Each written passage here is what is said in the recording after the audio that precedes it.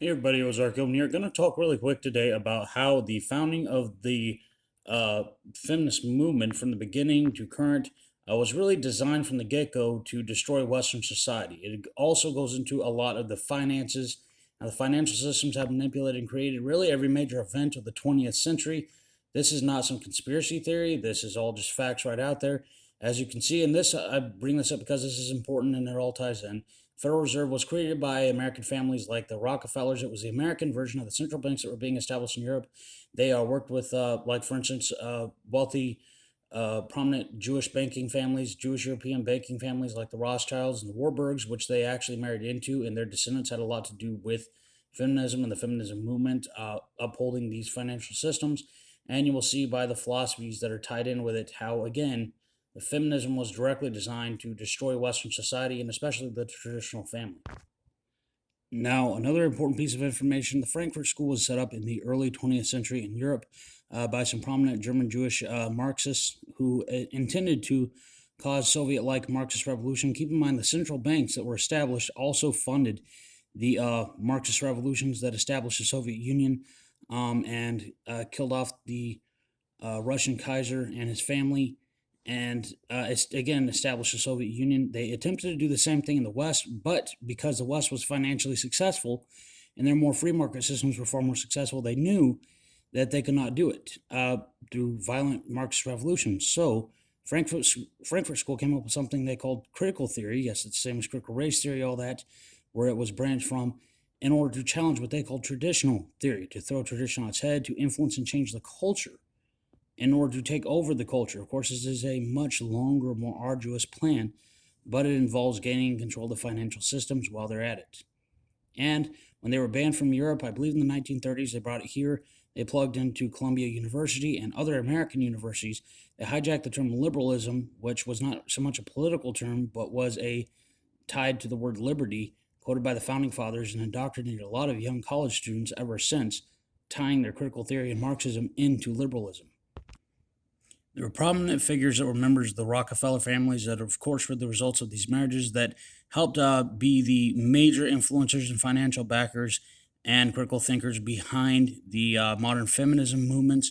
And you will see how it radicalized much more, and actually how the government started to play a role in it as well in the second wave of feminism in the 1960s, how it caused a major cultural paradigm shift of which we are still feeling the effects today.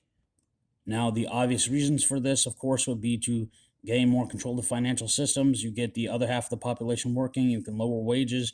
You can force them to work. It's also going to control the birth rates. It's also going to lessen them. It's going to affect the traditional family structures. It's going to give the government more control of the family, which is the obvious end result, as I'll show you, based on these radical feminists in the 1960s.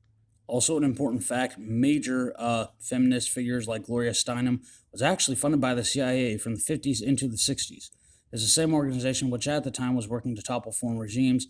It is and set up coups. It is absolutely not a leap of thought to think that they would also control, culture and society in such a way as well. These are some quotes from some of the major feminist figures at the time in the 60s. Like Vivian Gornick said, being a housewife is an illegitimate profession. The choice to serve and to be protected is a plan towards being a family maker. It's a choice that shouldn't be. The heart of radical feminism is Helen Sullinger said we must work to destroy marriage. The end of the institution of marriage is a necessary condition for the liberation of women. A very important part of that quote, therefore, it is important for us to encourage women to leave their husbands and to not live individually with men. Of course, these people aren't manipulating everything in society, but you're going to take advantage of everything in society and help manipulate it. For instance, in the 1960s, especially the 50s going into the 60s, a lot of traditions were changing. It was actually very highly materialistic. Keep in mind, these parents grew up under the horrid conditions of the 30s where they were on the verge of starving and then in a deliberately elongated depression. It was after the Federal Reserve that had direct it was established, and the central banks had direct influence in every horrible atrocity that happened in the 20th century, from the occurrence of World War One, World War Two, the Depression, the elongation of it, and all the cultural influences and trauma that happened after. And they took advantage of those cultural traumas. These highly materialistic, yet at the same time traditional people in the 1950s. Obviously something that children could potentially be very spoiled, give them everything they want. It was all about the next material thing. That's how you fought the commies at the time. Was how It was propagated in advertisements and all about having the latest thing. In the 60s, they thought they sought to do away with materialism, get back to nature, etc. But the idea was moral hedonism that was brought in from the Far East, where morality was completely thrown on its head, Bible and all that was taken out of schools, and of course, as you can see, it was very common. There was social pressure, even under the so-called traditional times, for girls to date a different guy or a guy to date a different girl. Every weekend didn't matter as long as you had a date. It was the very important social thing. Ask anybody that grew up in that era, especially in the suburbs. They know this problem. And studies have shown that when women, particularly women, have had dated a whole bunch of different guys, and it was very shallow relationships, and they didn't have a meaningful, lasting relationship. It very negatively influenced marriage at the time. Divorce wasn't commonplace. Divorce was highly discouraged. It was very rare, but at the same time, the conditions were set up in the 50s and 60s for these women to not want to be with their husbands forever.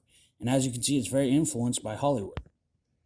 Hollywood was set up by six Jewish families from Europe who actually took Thomas Edison's technology, and to avoid copyright laws, that's why they moved out to Hollywood and the rugged Hollywood Hills across the country. They started lots of entertainment companies, and of course, from the beginning, they agreed to do whether it was propaganda for the government or working with the government in exchange for their existence. You see kind of the messed up results of the perverseness of Hollywood today with things like Weinstein, and how it still works like that, and how a lot of this seems to tie into human trafficking, manipulation and control and perversion of women for the sake of their careers and everything. And Hollywood was especially encouraging women that they knew went through this, that they understood these psychological and social phenomena, and encouraged them to leave their husbands if they weren't satisfied, even if the husbands were good men.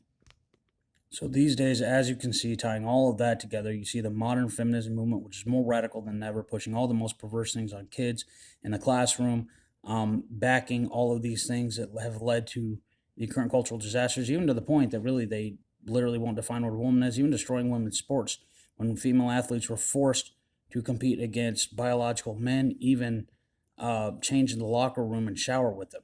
So as you can see, it is absolutely not looking out for the rights of men. It's still the same thing that says that being moral destruction of yourself is empowering, seeking attention by that way. One of the things that justifies the only thing femininity, the key, this is a core thing. Femininity is portrayed as weakness.